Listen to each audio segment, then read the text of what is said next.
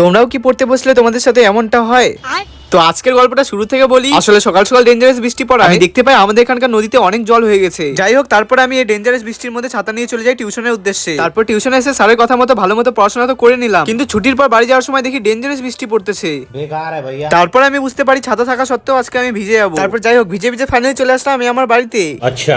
কিন্তু তারপর বিকালবেলা এত সুন্দর ওয়েদার হয়ে যাবে ভাবতেই পাইনি। সেই জন্য ওয়েদারটাকে উপভোগ করতে করতে চলে আসলাম আমাদের কম্পিউটার সেন্টারের সামনে। কিন্তু এখানে এসে পৈরবকে বাবুসোনা করতে দেখে আমি ভাবলাম অল্প ডিপ্রেশন থেকে ঘুরে আসি। না না, এগুলা লাভ স্টোরি আমাদের জন্য না। কিন্তু আমি ডিপ্রেশনে না গিয়ে চলে গেলাম দেবদের ক্লাসে। है मुझसे कोई स्मार्ट। যাই হোক, দেবের সাথে দেখা করতে দেখা হয়ে গেল শোভনের সাথে। তারপর আমাদের ভীষণ কম্পিউটার সেন্টার ছুটি হতে আমরা চলে যাই এখন বাড়ির উদ্দেশ্যে। তারপর বাড়িতে আসতে আমার মনে পড়লো আজকে তো আমাকে একটু পড়তে বসতে হবে। কিন্তু আমি তখনই বুঝতে পারলাম অন্য দিনের মতো আজকে আমার একটু পড়ার ইচ্ছা নাই। কিন্তু তা সত্ত্বেও আমি আমার বইগুলো বের করে ইংলিশ বইয়ের প্রথম পেজ খুলে দিলাম। আর তখনই পড়াগুলো মাথার উপর দিয়ে যাওয়ায় আমি ধরতে গেলাম, কিন্তু পড়াগুলো আর ধরতেই পারলাম না। আমার লাভ লস নেই, আমার লাইফটাই লস। তো দেখা হচ্ছে পরে কোনো মিনি ব্লগে। বাই।